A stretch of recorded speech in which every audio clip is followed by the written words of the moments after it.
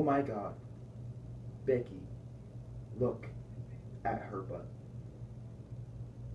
Wise words from my master, Sir Mix-a-Lot, on the topic of envy, nonetheless, which just happened to be what I drew. And today I'm going to talk about uh, envy and how it could be positive and negative. Some examples of it being positive and negative. And then finally, I'm going to finish up with a story about envy from my own personal life.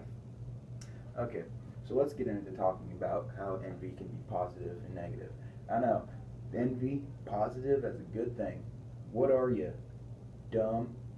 Yes, but that's besides the point. The way envy can be a positive thing is how when there's people, especially back not back, especially in the field of entrepreneurs, they will see like one of their rivals or one of their competitors start doing really good and making money, and they get envious of them because making money versus not making money, one of them is way more important than the other. So obviously, the one not making money is the one to make money.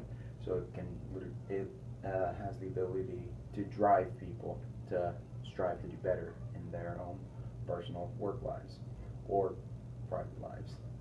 And then a way envy can be bad is how when someone sees something like, huh, Bill, you got a really nice house there. Oh, thank you, Jerry. Yeah, yeah, but I hate you because you have it. And so instead of hating, instead of just wanting the house and like thinking their house is really good, the person that's envious of the other will actually just hate the person. And I know this, and my actual real world example for that one is a really fun story. So basically, I have these two aunts, and they're sisters. So obviously, that's what aunts are. Anyway, so one aunt went on to be a teacher and follow her dreams and continue education of kids, and the other had a kid in high school and never was really able to move beyond basic high school jobs like GD jobs.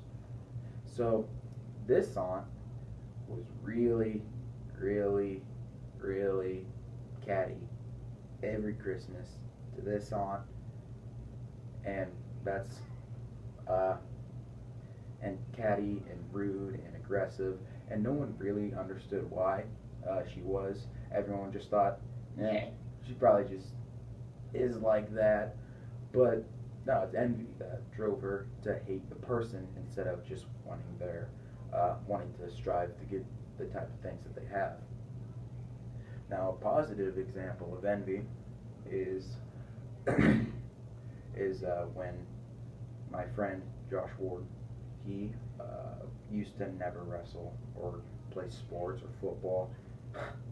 In seventh grade, he tried out for football, and within the week when we got our helmets but no shoulder pads, he quit because he got too hot, and that really made me angry.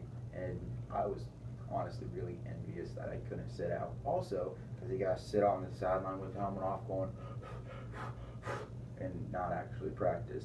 And it was a really hot day, yeah, but I didn't want to practice either.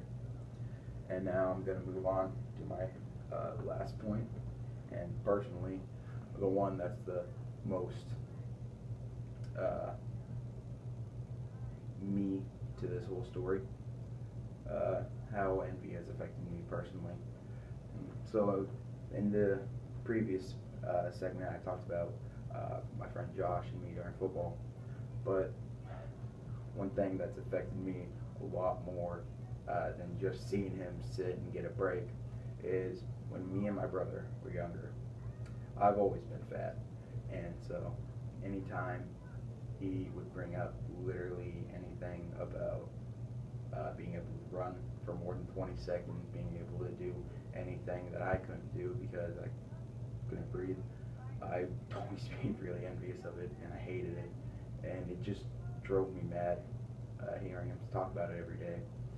And that level of envy, of just not being what and who I want to be, uh, really can really drove me to actually start to try more in sports, because previous to that I only did sports like the rec leagues and stuff, so they weren't really serious sporting leagues. And then junior high came around and I got my first chance to play actual tackle football, and I found my spot on the O line. And let's just say that's one of the best things that's happened to me in a long time. So, in that's point, envy drove me to become a better player. So wrapping up, envy is a very complicated subject that can have many different angles you're looking at it from. And I just want to finish with another quote from Sir Mix-a-Lot. Bring it back now, y'all.